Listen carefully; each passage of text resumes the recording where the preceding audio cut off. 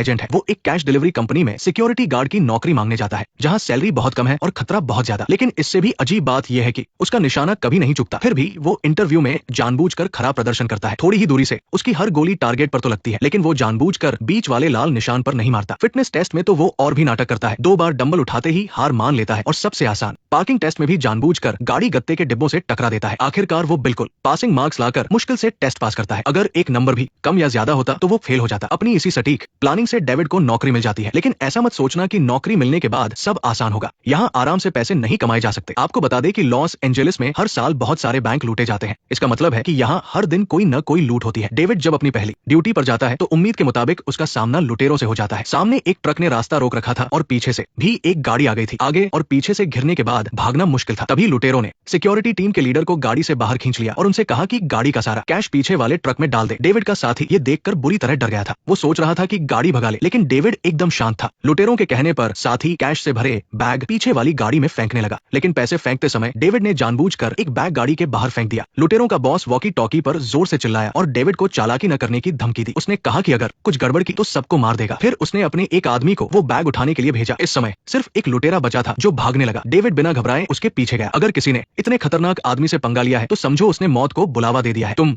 क्या बोल रहे हो? मैंने कहा अपनी बकवास बंद करो, एकदम चुप रहो। इसके बाद पुलिस और बैकअप टीम वहां पहुंची। उन्होंने डेविड को एक वॉरियर की तरह खड़े देखा और हैरान रह गए। डेविड ने उनसे ज्यादा बात नहीं की। वो सीधा उन लुटेरों के पास गया और उनके मास्क हटाकर चेहरे देखने लगा। वो ऐसा इसलिए कर रहा था क्योंकि उसे अपने बेटे के कातिलों को खोजना था। दरअसल 5 महीने पहले डेविड अपने बेटे को स्कूल छोड़ने जा रहा था। रास्ते में बेटे का मन कुछ खाने का हुआ। डेविड ने गाड़ी साइड में लगाई और उसके लिए स्नैक्स लेने चला गया। जब वो खाने का इंतजार कर रहा था तब उसके बेटे के पास कुछ गड़बड़ हो गई। जब एक कैश डिलीवरी वैन पुल के ऊपर से गुजर रही थी, अचानक कुछ मजदूरों जैसे दिखने वाले लोगों ने उसे रोक लिया। फिर उन्होंने मास्क पहने और एक क्रेन से कैश वैन को हवा में उठा दिया। इससे वैन आगे नहीं बढ़ सकती थी। ये साफ था कि ये एक पूरी प्लानिंग के साथ की गई लूट थी और उनके पास सारे हथियार भी थे। उन्होंने वेल्डिंग मशीन निकालकर आराम से गाड़ी का दरवाजा काट दिया और अंदर जाने का रास्ता बना लिया। फिर उन्होंने अंदर एक फ्लैशबैंग फेंका जिससे गार्ड्स बेहोश हो गए। ये सब बहुत जल्दी हुआ। उन्हें 2 मिनट के अंदर ये लूट खत्म करनी थी क्योंकि पुलिस वहां 2 मिनट में पहुंचने वाली थी। शुरू में तो ये लूट आसानी से चल रही थी, लेकिन किस्मत खराब थी कि डेविड का बेटा पास की गाड़ी में बैठा ये सब देख रहा था। डरा हुआ बेटा तुरंत अपने पिता को फोन करने लगा, लेकिन कॉल लगने से पहले ही लुटेरों ने उसे गाड़ी से बाहर खींच लिया। अगर वे चुपचाप लुटेरों का काम खत्म होने का इंतजार करते तो शायद उनकी जान को कोई खतरा नहीं होता। लेकिन मुसीबत तब आई जब उन दोनों गार्ड्स में से एक ने अपनी मामूली सी सैलरी के लिए अपनी जान जोखिम में डाल दी। उसने चुपके से अपनी बंदूक निकाली और हमला करने की कोशिश की। दूसरा गार्ड डर के मारे कांप रहा था। उसने अपने साथी को रोकने की बहुत कोशिश की, लेकिन उस पुराने गार्ड ने कुछ करने की पक्की ठान ली थी। ये साफ था कि उस गार्ड को पता नहीं था कि ये लुटेरे कितने खूंखार हैं। उसे नहीं मालूम था कि ये लोग रिटायर्ड स्पेशल सोर्स के सैनिक हैं। उनके लिए किसी को मारना ऐसा था जैसे किसी खरगोश का शिकार करना। उसी समय डेविड के बेटे ने उत्सुकता से एक लुटेरे का चेहरा देख लिया जिसका मास्क हट गया था। अब अपनी पहचान छिपाए रखने के लिए उस लुटेरे के पास उसे मारने का एक ठोस कारण मिल गया। इस तरह डेविड के बेटे की जान चली गई। तभी दूर से खाना लेकर लौट रहे डेविड ने ये सब देख लिया। वो पागलों की तरह आगे की ओर भागा, लेकिन उसे लुटेरों की गोलियों का सामना करना पड़ा। डेविड को कई गोलियां लगी और वो जमीन पर गिर पड़ा, लेकिन उसकी आंखें उस कातिल को घूर रही थी जिसने उसके बेटे को मारा था। उन लुटेरों को अंदाजा भी नहीं था कि उन्होंने किस खतरनाक आदमी से पंगा ले लिया है। कुछ समय बाद गोलियां लगने के बावजूद डेविड चमत्कारिक रूप से बच गया। उसके बेटे की बेरमी से की गई हत्या एक ऐसा घाव बन गई जिसे वो कभी नहीं भूल सकता था। बदला लेना ही अब उसके जीने का इकलौता मकसद था। यहाँ तक कि उसकी पत्नी भी बेटे की मौत का जिम्मेदार डेविड को ही मानती थी और उसने तलाक लेने का फैसला कर लिया। डेविड ने कोई सफाई नहीं दी। उसने चुपचाप सब कुछ सह लिया, लेकिन वो इन सब बातों से टूटा नहीं, बल्कि उसका बदला लेने का इरादा और भी पक्का हो गया। जब तक वो खुद अपने हाथों से उन जालिम लुटेरों को तत्व नहीं कर देता, उसके दिल को शांति नहीं मिलती। इसके बाद डेविड अकेले ही ड्राइव करके एक बिल्डिंग की छत पर पहुंचा और सीआईए के एक बड़े अफसर से गुपचुप तरीके से मिला। अफसर ने बिना कोई फालतू बात किए उसे एक पर्ची दी जिस पर कई खतरनाक अपराधियों के नाम थे। ये लोग सबूतों की कमी के कारण आजाद घूम रहे थे। डेविड ने अफसर से कहा कि वो फिक्र न करे, बस उसे 2 हफ्ते का समय दे। जो काम 20 साल में नहीं हुआ वो उसे करके दिखाएगा। अफसर भी यही चाहता था। दोनों के बीच एक डील पक्की हो गई। इसके बाद डेविड ने अपने 3 सबसे अच्छे साथियों को बुलाया और उन्हें किसी भी कीमत पर उस शूटर को ढूंढने का आदेश दिया। बस कुछ ही दिनों में लिस्ट के सारे लोग मारे गए। कोई भी ऐसा इंसान जिसका इस घटना से कोई लेना देना हो सकता था उसका सफाया कर दिया गया। लेकिन डेविड और उसकी टीम ने चाहे कितनी भी कोशिश की, मारे गए लोगों में से कोई भी उस कातिल से मेल नहीं खाता था। ये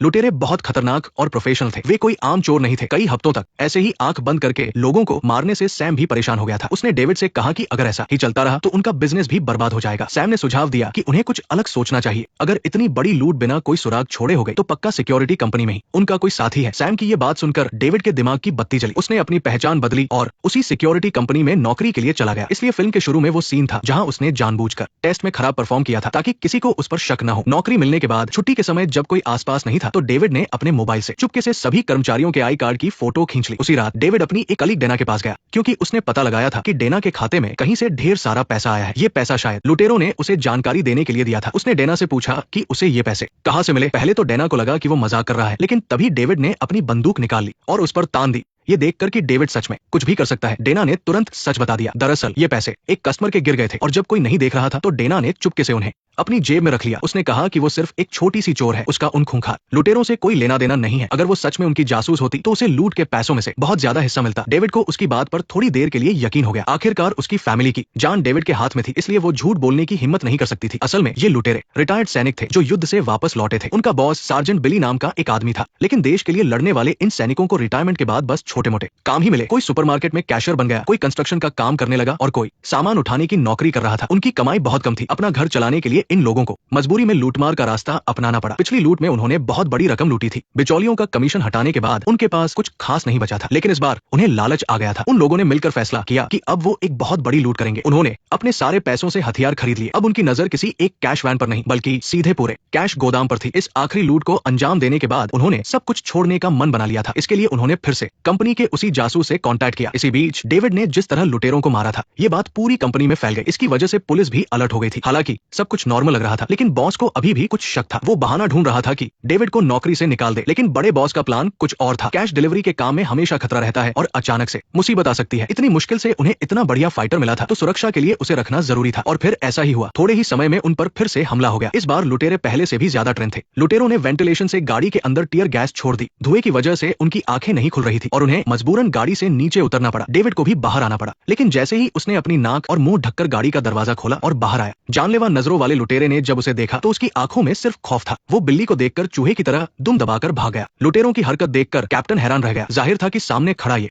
गंजा आदमी कोई मामूली आदमी नहीं था। इस बात ने तुरंत कंपनी के बड़ों का ध्यान खींचा। एजेंट को अंकल की जांच के लिए बुलाया गया, लेकिन अंकल बहुत शांत थे। उन्होंने कहा कि ऐसे वक्त में शायद सामने वाला उनके रुतबे से डरकर भाग गया। एजेंट कुछ उगलवा नहीं पाया तो उसे शक हुआ। उसने सीधा एक वीडियो निकाला। हालांकि वीडियो धुंधला था, लेकिन हमेशा शांत रहने वाले अंकल के चेहरे पर थोड़ी बेचैनी साफ दिख रही थी। वो उनके बेटे के कत्ल का वीडियो था। बस वो फुटेज इतना ज्यादा धुंधला था कि किसी का चेहरा नजर नहीं आ रहा था। पुलिस भी हत्यारे की पहचान नहीं कर पाई। अंकल ने बस गोलमोल बातें की और आसानी से बच निकले, लेकिन उन्हें नहीं पता था कि एजेंट असल में उनकी पहचान जान चुका था। दोनों ने अपने बॉस को बताया, लेकिन बॉस ने कहा कि इसे छोड़ दो और भूल जाओ। बस ऐसा ही हुआ। इस तरह अंकल सिक्योरिटी कंपनी में 5 महीने रहे, जब तक कि एक दिन वो अपना आखिरी काम खत्म करके लौट रहे थे। तभी कैप्टन ने अचानक कुछ अजीब सी बात कही। तुम्हें पता है ना कि तुम मुझे पसंद हो। एक बात है जो मुझे तुम्हें बतानी है मेरे बारे में। मेरे कुछ दोस्त हैं, मैं उनकी मदद करता हूँ और वो मेरी मदद करते हैं। समय समय पर मैं अपने दोस्तों की मदद कैश वैन लूटने में करता हूँ। कहानी लंबी है। मेरे दिल में असल में सामने खड़ा कैप्टन ही उन लुटेरों का आदमी था। उसने अंकल को बताया कि उस दिन जो 2 गार्ड और उनका बेटा मारा गया था, वो सब एक हादसा था। वो लुटेरे बहुत ही खतरनाक खिलाड़ी हैं। वो इस बार कोई बड़ा हाथ मारना चाहते हैं और उसके बाद हमेशा के लिए गायब हो जाएंगे। साथ ही उसने अंकल से कहा कि अगर वो अपनी जान बचाना चाहते हैं तो उन्हें चुपचाप साथ देना होगा। अंकल ने थोड़ा हिचकिचाने का नाटक किया और फिर हाँ कर दी, क्योंकि वो इन्हीं लुटेरों का ही तो इंतजार कर रहे थे। उसके तुरंत बाद कैप्टन ने गाड़ी का कैमरा और जीपीएस बंद किया। उसने रेस दी और गाड़ी को एक छुपे हुए बेसमेंट में ले गया। कंट्रोल रूम ने जब हाल पूछा तो कैप्टन ने झूठ बोल दिया कि कैमरा खराब है और उसे ठीक किया जा रहा है। गाड़ी खाली थी, इसलिए हेडक्वार्टर ने भी ज्यादा ध्यान नहीं दिया। फिर कैप्टन के इशारे पर एक काली एसयूवी चुपके से अंदर आ गई। हथियारों से लैस कुछ नकाबपोश गुंडे नीचे उतरे। एहतियात के तौर पर उन्होंने अंकल के हाथ बांध दिए और फिर सभी वैन के पीछे छुप गए। इन लोगों ने 5 महीने तक प्लान बनाया था और अब हेडक्वार्टर पर हमला करने वाले थे। कैप्टन बिना किसी डर के उन्हें अंदर ले गया और आराम से 2 चेकिंग पॉइंट पार कर लिए, इससे पहले कि गार्ड्स कुछ समझ पाते। लुटेरे पिछले दरवाजे से बाहर निकले और पूरे हॉल को कब्जे में ले लिया। फिर एक लुटेरा अंकल को पकड़कर सीधा कैश वाले कमरे की ओर ले गया। वॉल्ट के गार्ड मामूली सैलरी के लिए अपनी जान जोखिम में नहीं डालना चाहते थे। उन्होंने चुपचाप बंदूकें फेंक कर सरेंडर कर दिया। बाकी 4 लुटेरों ने कैप्टन को भी बंदी बना लिया ताकि किसी को शक न हो। उन्होंने कंट्रोल रूम का दरवाजा खुलवाने की धमकी दी। उन्हें हर हाल में उस पर कब्जा करना था। सिक्योरिटी वाले बुलेट प्रूफ शीशे के पीछे थे, तो उन्होंने तुरंत अलार्म बजा दिया। अलार्म बजते ही हथियारों वाले कमरे से गार्ड्स ने अपनी बंदूकें उठा ली। लुटेरे पूरी तैयारी के साथ आए थे। उन्होंने बुलेट प्रूफ जैकेट पहन रखी थी। गार्ड्स की गोलियों का उन पर कोई असर नहीं हो रहा था। अपने शानदार हथियारों के दम पर उन्होंने लोहे का दरवाजा उड़ा दिया। कुछ गार्ड्स मारे गए और एक लुटेरा भी घायल हो गया। अब वॉल्ट पूरी तरह से लुटेरों के हाथ में था। लुटेरों ने सिस्टम को हैक करके बड़ा दरवाजा खोल दिया ताकि उनके सार्जेंट अंदर आ सके। लूट का पूरा प्लान बिल्कुल सही तरीके से चल रहा था। लुटेरे पागलों की तरह पैसे भरने लगे। पैसों की गड्डियों को बैग्स में ठूंसा जाने लगा। यहाँ पूरे $160 मिलियन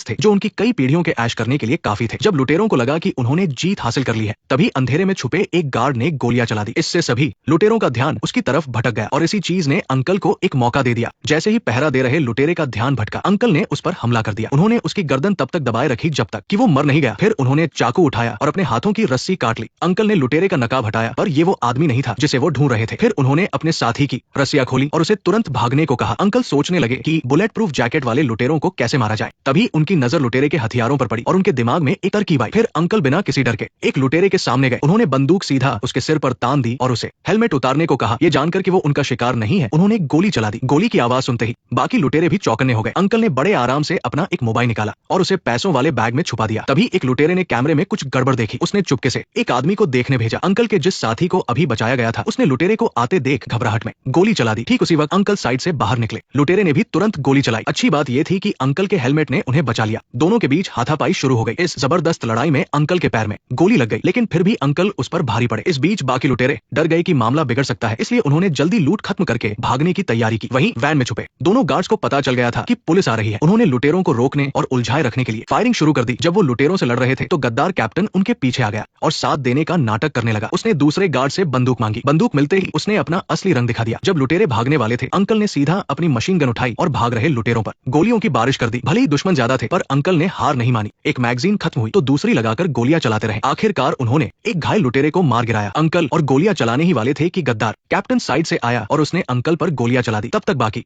गार्ड्स को नहीं पता था कि कैप्टन ही गद्दार है। उसने उसी धोखे से दूसरे गार्ड को बाहर बुलाया और उस पर भी गोलियां चला दी। जब उसे यकीन हो गया कि कोई जिंदा नहीं बचा है, तब कैप्टन ने गिरे हुए पैसों के बैग उठाए और गाड़ी में रखकर फरार हो गया। सबसे ज्यादा दुख की बात यह थी कि अंकल एक बार फिर अपने बेटे के हत्यारे को सिर्फ देखते रह गए। गनीमत रही कि पुलिस आ गई, लेकिन पीछे से आ रही पुलिस की गाड़ी बस आगे बढ़ती ही चली गई। आखिर में लुटेरों ने गाड़ी को एक बिल्डिंग में घुसा दिया और खंभे उठाकर पुलिस का रास्ता रोक दिया। अब उनके पास पैसे शिफ्ट करने के लिए सिर्फ 4 मिनट थे। लुटेरे 7 लोग थे, लेकिन अब सिर्फ 3 बचे थे। उनके बॉस बिली के गले में गोली लगी थी और उसका बचना नामुमकिन था। और जिसने अंकल के बेटे को मारा था, उस मैक्स के मन में लालच आ गया। उसने गद्दार कैप्टन से पैसों को लिफ्ट में रखने को कहा और खुद घायल बिली की मदद करने का नाटक करने लगा। बिली को कुछ शक हो गया था, क्योंकि वो लोग शुरुआत से ही मैक्स पर नजर रखे हुए थे। बिली ने मुश्किल से अपनी बंदूक निकाली, लेकिन मैक्स ने फुर्ती दिखाते हुए उसे वही ढेर कर दिया। बिली को मारने के बाद मैक्स ने ऐसे नाटक किया जैसे कुछ हुआ ही न हो और बोला कि बिली मर गया। कैप्टन को कुछ गड़बड़ लगी, पर उसने कुछ नहीं कहा। उसे लगा कि एक आदमी कम होने से उसका हिस्सा और बढ़ जाएगा। दोनों लालची गुंडे जमीन के नीचे के एक खुफिया रास्ते में गए और पैसों को एक गाड़ी में लाद लिया। वो 3 किलोमीटर लंबी सुरंग पार करके सेफ जोन में आ गए और पैसों को पहले से तैयार अपनी कार में रखने लगे। जैसे ही मैक्स कार का दरवाजा खोलने गया, कैप्टन ने अपनी बंदूक निकाल ली। वो सारा पैसा खुद रखना चाहता था, लेकिन वो थोड़ा लेट हो गया, बहुत लेट। पैसों के आगे इंसानियत की कोई अहमियत नहीं होती। आखिर में मैक्स 160 मिलियन लेकर बड़े आराम से वहां से निकल गया। उसी रात मैक्स अपने घर पहुंचा। जब वो दारू पीकर जश्न मनाने वाला था कि तभी एक मोबाइल बजने की आवाज आई। मैक्स को अजीब लगा और वो आवाज की तरफ गया। उसने देखा कि पैसों के बैग में एक मोबाइल रखा है और वो उसका मोबाइल भी नहीं था। तभी पीछे से एक आवाज आई। मैक्स के पसीने छूटने लगे। वो धीरे से पीछे मुड़ा तो उसने देखा कि एक गंजा आदमी बड़े आराम से वहां बैठा हुआ था। मैक्स को लगा कि वो पैसे मांगने आया है। उसने कहा कि वो आधा पैसा उसे दे देगा, पर अंकल को पैसों में कोई दिलचस्पी नहीं थी। वो सिर्फ एक ही मकसद से आए थे और वो था इंतकाम। अंकल ने उस पर सीधा हमला नहीं किया, बल्कि एक फाइल फेंकी और उसे खोलने को कहा। उस फाइल में अंकल के बेटे की पोस्टमार्टम रिपोर्ट थी। फोटो देखते ही मैक्स समझ गया कि अब उसका खेल खत्म हो चुका है। इतने बड़े लुटेरे सिर्फ एक गलत इंसान को मारने की वजह से सब अपनी जान से हाथ धो बैठे।